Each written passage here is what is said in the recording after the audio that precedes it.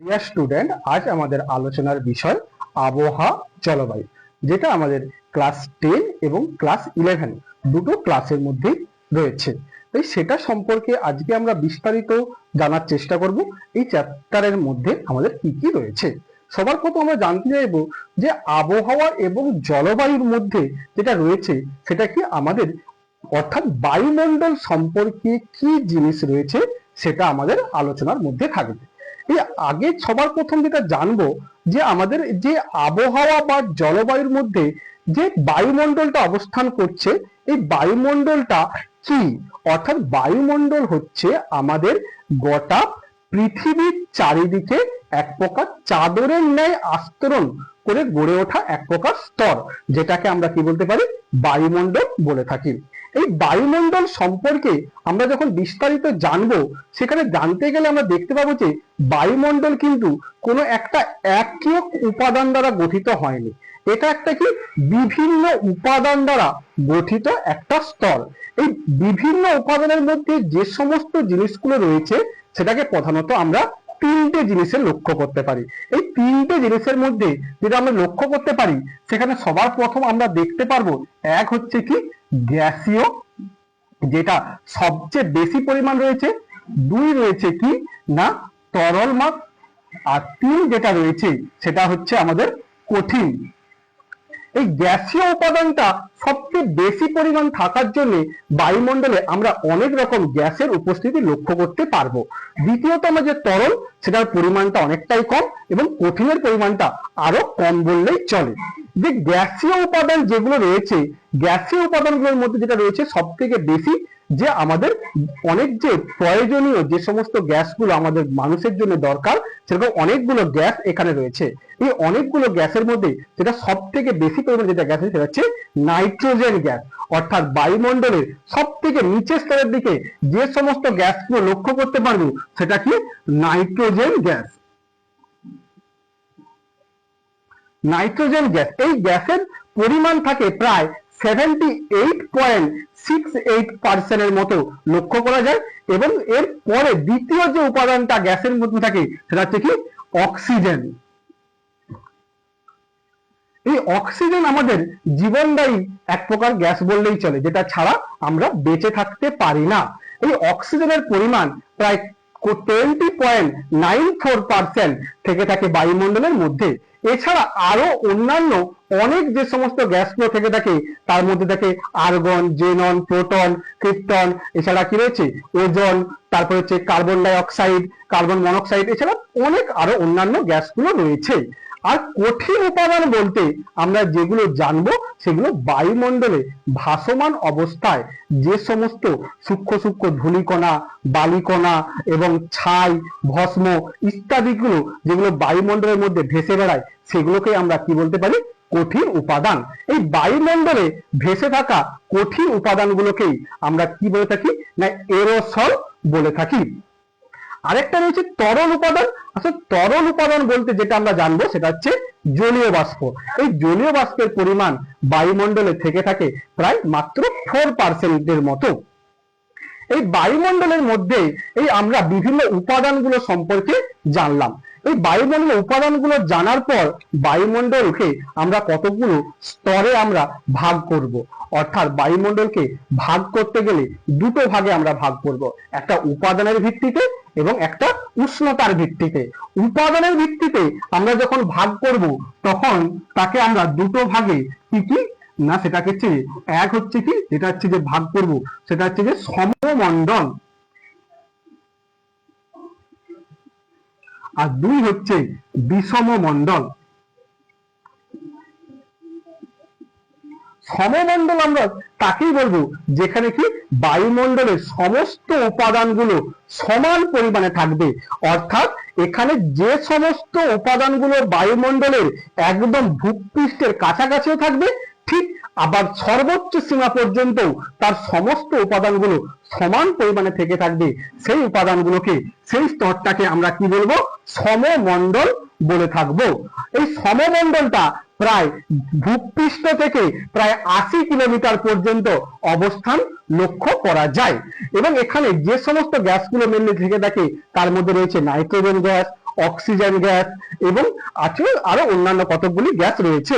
এই অন্যান্য কতকগুলি গ্যাসের মধ্যে যে সমস্তগুলো রয়েছে সেটা সবই সমান পরিমাণে রয়েছে। ঠিক তার পরবর্তী যে স্তরটা রয়েছে সেটা হচ্ছে বিষম মণ্ডল। এই বিষম মণ্ডলে কি হচ্ছে না, এটা থেকে বিষম কথার অর্থ হচ্ছে আলাদা আলাদা, অর্থাৎ বায়ুমণ্ডলের সমস্ত উপাদানগুলো সমান পরিমাণে নেই।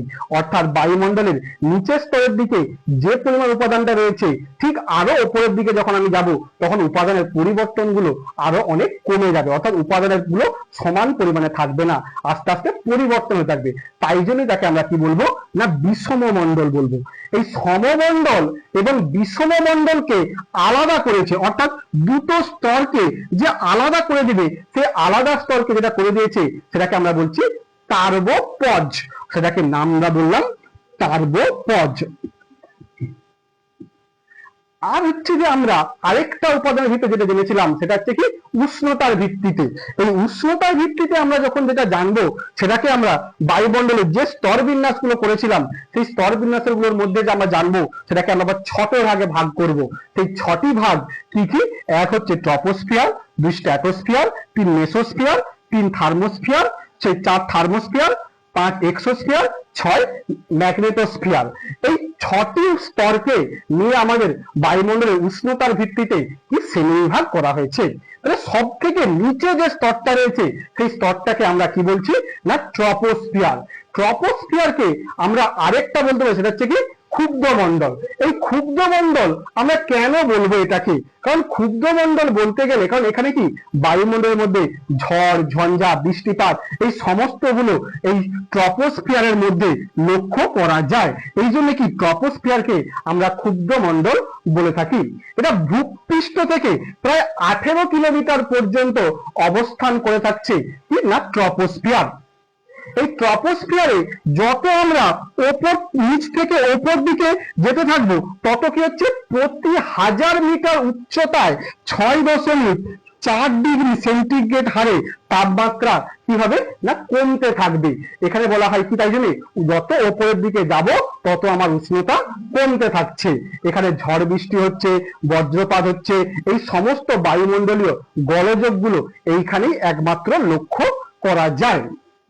ঠিক ট্রপোস্ফিয়ার শেষ তার উপরেই শুরু হচ্ছে কি স্ট্র্যাটোস্ফিয়ার। কিন্তু ট্রপোস্ফিয়ার শেষ আর স্ট্র্যাটোস্ফিয়ার এই দুটোর মাঝখানে যে একটা আলাদা করে সীমারেখা অবস্থান করতেছে যেটাকে আমরা কাল্পনিক ভাবে বলে থাকতে পারি সেটাকে আমরা কি বলতেছি ট্রপোপজ। ট্রপোপজ আমরা বলে থাকছি। এই ট্রপোপজের পরে ঠিক প্রায় 50 কিলোমিটার পর্যন্ত যে স্তরটা অবস্থান করতেছে তাকে আমরা বলতেছি কি স্ট্র্যাটোস্ফিয়ার। এই স্ট্র্যাটোস্ফিয়ারে কি হচ্ছে না এখানে বায়ুমণ্ডলীয় কোনো ঝড় ঝঞ্ঝা গোলযোগ কোনো কিচ্ছু লক্ষ্য করা যায় না, তাই জন্য একে আমরা বলতে পারি কি না শান্ত মণ্ডল।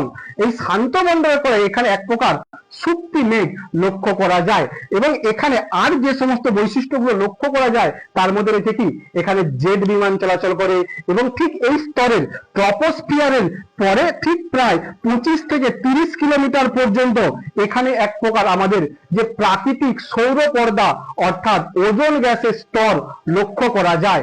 এই ওজোন স্তর সম্পর্কে আমরা জানবো আরো ঠিক এই চ্যাপ্টারের আরো পরবর্তী অধ্যায়ের দিকে যে সম্পর্কে। কিন্তু এই ওজোন স্তর আমাদের কি প্রাকৃতিক সৌর পর্দা রূপে এখানে অবস্থান করছে। ঠিক স্ট্র্যাটোস্ফিয়ার শেষ এবং এর পরেই শুরু হচ্ছে কি মেসোস্ফিয়ার। এই মেসোস্ফিয়ারে যত মেসোস্ফিয়ার এবং স্ট্র্যাটোস্ফিয়ারের মাঝে যে সীমারেখাটা রয়েছে তাকে আমরা বলছি কি স্ট্র্যাটোপজ বলছি। এই স্ট্র্যাটোপজ হচ্ছে যে পরে থেকে যেখানে প্রায় 80 কিলোমিটার পর্যন্ত অবস্থান করছে সেটাকে আমরা বলছি কি মেসোস্ফিয়ার। এই মেসোস্ফিয়ারে কি হচ্ছে না যত আমরা উপরের দিকে যেতে থাকবো তত উষ্ণতা দ্রুত হারে কমতে থাকে, তাই মেসোস্ফিয়ারকে বলা হয় সব থেকে শীতলতম স্তর। এই মেসোস্ফিয়ারে উল্কাপিণ্ড গুলো যত ছুটে আসে আমাদের মহাজাগতিক অনেক উল্কাপিণ্ড টিণ্ড রয়েছে সেই সমস্ত গুলো কি হচ্ছে এই আমাদের ভূপৃষ্ঠের দিকে যখন ছুটে আসে তখন এই মেসোস্ফিয়ারে এসে পুড়ে ছাই হয়ে যায়, যার ফলে কি আমাদের বায়ুমণ্ডল বা আমাদের মানুষ জাতিকে যে কি বিভিন্ন উল্কাপিণ্ডের হাত থেকে রক্ষা করে থাকছে কে এই মেসোস্ফিয়ার। এই মেসোস্ফিয়ারের থেকে ঠিক তার পরবর্তী স্তরে যেখানে থার্মোস্ফিয়ার রয়েছে, সেই থার্মোস্ফিয়ারের মাঝখানে রয়েছে কি না, যে সীমারেখাটা রয়েছে সেই সীমারেখাটাকে আমরা বলতেছি কি না মেসোপজ। এই মেসোপজের পর থেকেই আমরা জানবো কি যখন উপরের দিকে যাব তখন কিন্তু বায়ুমণ্ডলের সমস্ত উপাদানগুলো সমান পরিমাণে থাকে না এবং সমস্ত গ্যাসগুলো সমান পরিমাণে থাকবে না, আস্তে আস্তে কি হচ্ছে পরিবর্তিত হয়ে থাকবে। এখান থেকে প্রায় 80 কিলোমিটার পর থেকে প্রায় 300 কিলোমিটার পর্যন্ত জুড়ে অবস্থান করছে থার্মোস্ফিয়ার এবং এখানে সব থেকে নিচে থেকে কি আণবিক পারমাণবিক গ্যাসগুলো রয়েছে। এই গ্যাসগুলোর মধ্যে কি রয়েছে না সমান পরিমাণে থাকছে না এবং এখানে যে সমস্ত বায়ুমণ্ডলে উষ্ণতাকে আছে সেই উষ্ণতাগুলোকে অ্যাবজর্ব করছে, অ্যাবজর্ব করার ফলে এর তাপমাত্রা কি হচ্ছে না দ্রুত হারে বাড়তে থাকছে। তাই এখানে থার্মোস্ফিয়ারের থেকে আস্তে আস্তে বায়ুমণ্ডলের উষ্ণতা বাড়তে শুরু করছে। এই থার্মোস্ফিয়ারের পরে ঠিক রয়েছে কি না এক্সোস্ফিয়ার। এই এক্সোস্ফিয়ারে যেখানে কি রয়েছে না বায়ুমণ্ডলের আমাদের যে সমস্ত কৃত্রিম উপগ্রহগুলো আমাদের পরিবেশের মধ্যে স্থাপন করা হয় থাকে সেই সমস্ত কৃত্রিম উপগ্রহগুলো এই এক্সোস্ফিয়ার স্তরের মধ্যে কি হচ্ছে না স্থাপন করা হয় থাকে, যাকে বলা হয় আমরা এক প্রকার কৃত্রিম উপগ্রহের প্ল্যাটফর্ম রূপে আমরা অবস্থান করে থাকছি। এই এক্সোস্ফিয়ারের পরবর্তী পর্যায় যেটা রয়েছে একদম সেটা রয়েছে কি ম্যাগনেটোস্ফিয়ার। এই ম্যাগনেটোস্ফিয়ার যেটা কি আমরা বহিঃচুম্বকীয় ক্ষেত্র হিসেবে বলে থাকি। এখানে গ্যাসগুলো সব কি আয়নিত অবস্থায় লক্ষ্য করা যায় বা যেখানে কি ভ্যান অ্যালেন বিকিরণ বলয় এখানে লক্ষ্য করা যায়। এখানে যত আমরা আস্তে আস্তে উপরের দিকে বাড়তে থাকবো তত এর কি হচ্ছে উষ্ণতাগুলো বাড়তে থাকবে। যেখানে দেখবে কি ম্যাগনেটোস্ফিয়ারে আমাদের উষ্ণতা গিয়ে প্রায় পৌঁছায় প্রায় 5000 থেকে 6000 ডিগ্রি সেন্টিগ্রেডের কাছাকাছি গিয়ে আমরা প্রায় পৌঁছে যাচ্ছি। তাই আমরা যত উপরের দিকে যাব তত উষ্ণতাটা বাড়তে থাকবে আর যত আমরা নিচের দিকে ছিলাম তত সেখানে কি হচ্ছে উষ্ণতার পরিমাণটা কম ছিল। আস্তে আস্তে 80 কিলোমিটারের পর থেকে দেখা যাচ্ছে কি উষ্ণতাটা প্রায় অনেকটাই পরিবর্তন লক্ষ্য করা গিয়েছে।